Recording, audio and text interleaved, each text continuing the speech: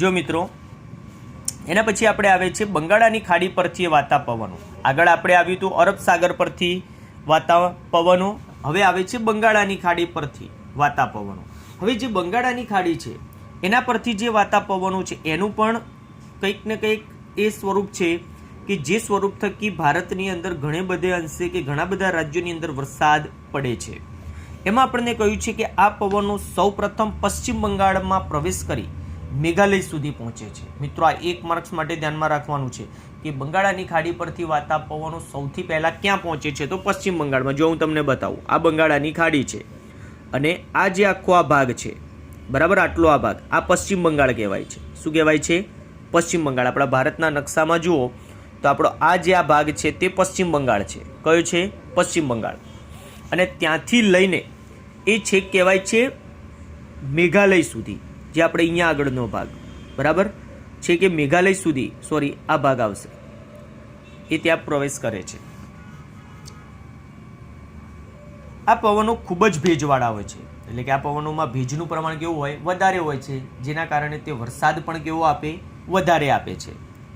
આ પવનોને મેઘાલયમાં ગારો, ખાસી અને જૈંતિયાની ટેકરીઓ રોકે છે. મિત્રો આ 1 માર્ક્સ માટે મોસ્ટ આઈએમપી પ્રશ્ન કે ગારો, ખાસી અને જૈંતિયાની ટેકરીઓ ક્યાં આવેલી છે? તો ગારો, ખાસી અને જૈંતિયાની જે ટેકરીઓ છે તે આપણે ક્યાં આવેલી છે? મેઘાલયમાં આવેલી છે. ક્યાં આગળ?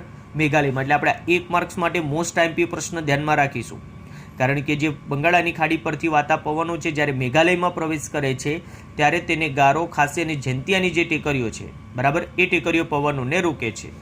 અને જેના કારણે કહેવાય છે કે આપણા ભારતમાં સૌથી વધારે પ્રમાણમાં વરસાદ એ મેઘાલયમાં પડે છે. ક્યાં પડે છે?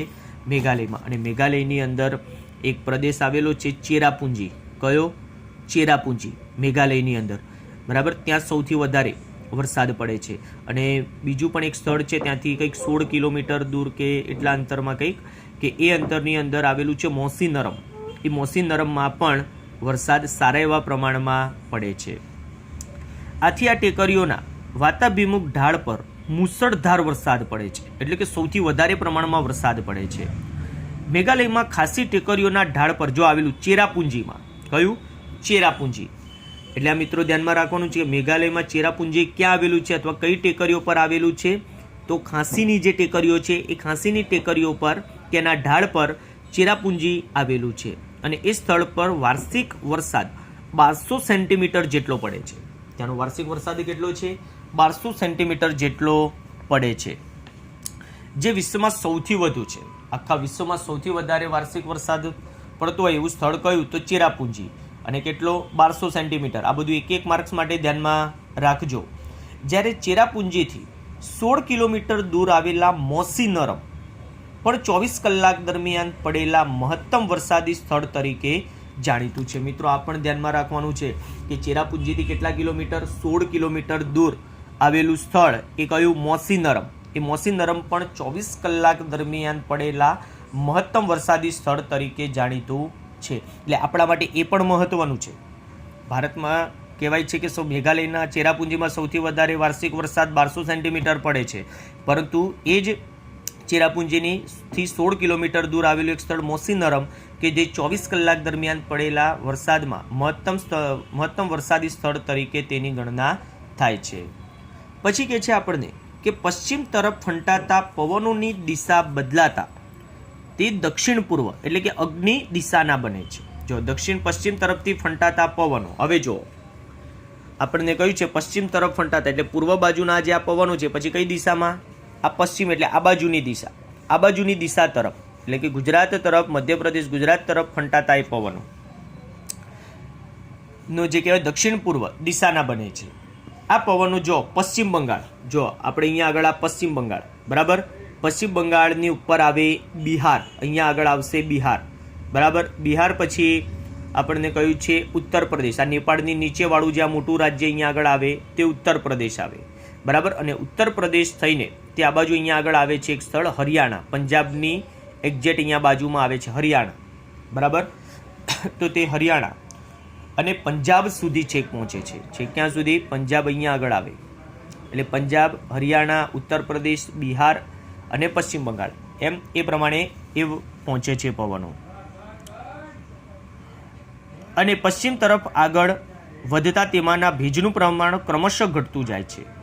આથી ઉત્તર ભારતના મેદાનમાં પૂર્વથી પશ્ચિમ તરફ જતા વરસાદનું પ્રમાણ પ્રમાણ પણ ઘટતું જાય છે. જેમ આપણે અરબ સાગર પરથી વાતા પવનોમાં કેરળથી રાજસ્થાન સુધી પવનોમાં ભેજનું પ્રમાણ ઘટતું જાય, વરસાદ ઓછો થતો જતો હતો, તે જ પ્રમાણે આ પવનો બંગાળાની ખાડી પરથી ઉદ્ભવીને છેક પંજાબ સુધી પહોંચે છે ત્યારે તેમાં ભેજનું પ્રમાણ ઘટી ગયું હોય છે.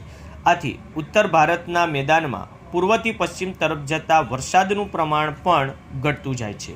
જો આપણને કહ્યું છે કોલકાતામાં 160 સેન્ટીમીટર વરસાદ પડે છે, જ્યારે અલ્હાબાદ જે ઉત્તર પ્રદેશમાં આવેલું છે ત્યાં 100 સેન્ટીમીટર વરસાદ પડે છે અને દિલ્હીમાં 65 સેન્ટીમીટર જેટલો વરસાદ પડે છે. એટલે આપણને આ આંકડા પરથી ખબર પડે કે ક્રમશઃ તેમાં વરસાદનું પ્રમાણ કેવું થતું જાય છે? ઘટતું જાય છે. કેવું થાય? ઘટતું જાય છે. બંગાળાની ખાડી પરથી આવતા મોસમી પવનો અને અરબ સાગર પરથી આવતા મોસમી પવનો ભેગા થઈ જતા તે ઉત્તરના હિમાલયના ક્ષેત્રમાં સારો વરસાદ આપે છે. જો આપણને કહ્યું છે કે જ્યારે બંગાળાની ખાડી પરથી આવતા પવનો અને અરબ સાગર પરથી આવતા મોસમી પવનો જે છે એ બંને પવનો કેવા થાય? ભેગા થઈ જાય છે, જેના કારણ સ્વરૂપે ઉત્તરમાં હિમાલયના ક્ષેત્રમાં તે સારો વરસાદ આપે છે. ત્યારે કંઈ હિમવર્ષા રૂપે વરસાદ પડે છે અને જેના કારણે ત્યાં શું થાય છે? હિમવર્ષા રૂપે પણ વરસાદ પડે છે. ઉત્તર ભારતમાં મોટા ભાગનો વરસાદ બંગાળાની ખાડી પરથી વાતા પવનો લાવે છે. આ એક માર્ક્સ માટે ધ્યાનમાં રાખવાનું કે ઉત્તર ભારતમાં મોટાભાગનો વરસાદ કોણ લાવે છે? તો બંગાળાની ખાડી પરથી વાતા જે પવનો છે તે પવનો લાવે છે. આ વરસાદ લાવવામાં બંગાળાની ખાડીમાં ઉત્પન્ન થતા ચક્રવાતો પણ મહત્વનો ભાગ ભજવે છે અને બંગાળાની ખાડીના ઉત્તર ભાગમાં હવાનું દબાણ હલકું બનતા ત્યાં વર્ષા ઋતુ દરમિયાન 5 થી 6 ચક્રવાતો એટલે કે વંટોળ સર્જાય છે. જો મિત્રો આપણને કહ્યું છે કે વરસાદ લાવવામાં બંગાળાની ખાડીમાં ઉત્પન્ન થતા ચક્રવાતો પણ મહત્વનો ભાગ ભજવે છે અને બંગાળાની ખાડીના ઉત્તર ભાગમાં હવાનું દબાણ કેવું હોય? હલકું બનતા ત્યાં વર્ષા ઋતુ દરમિયાન એટલે કે ચોમાસામાં 5 થી 6 ચક્રવાતો એટલે કે વંટોળો ઉદ્ભવે છે અથવા તો સર્જાય છે. આ ચક્રવાતો મોસમી પવનોની સાથે પશ્ચિમ તરફ આગળ વધે છે. હવે જે આ પવનો છે એટલે કે જે આ ચક્રવાતો છે એ ધીમે ધીમે શું થાય છે? એ ચક્રવાતો કે મોસમી પવનોની સાથે પશ્ચિમ તરફ એટલે કે કઈ બાજુ? આ બાજુની દિશામાં તે આગળ વધે છે અને વરસાદ લાવવામાં ખૂબ મદદરૂપ થાય છે. આ ચક્રવાતોની અસર ક્યારેક છેક ગુજરાત સુધી પહોંચે છે. હવે જો છેક પૂર્વમાં ઉદ્ભવતા ચક્રવાતોની અસર છે એ છેક ક્યાં સુધી અનુભવાય છે? ગુજરાત સુધી અનુભવાય છે. ત્યારે ગુજરાતમાં તે વધુ વરસાદ પડે છે અને જેના કારણ સ્વરૂપે આપણા ગુજરાતની અંદર પણ શું થાય છે? સૌથી વધારે પ્રમાણમાં વરસાદ પડે છે.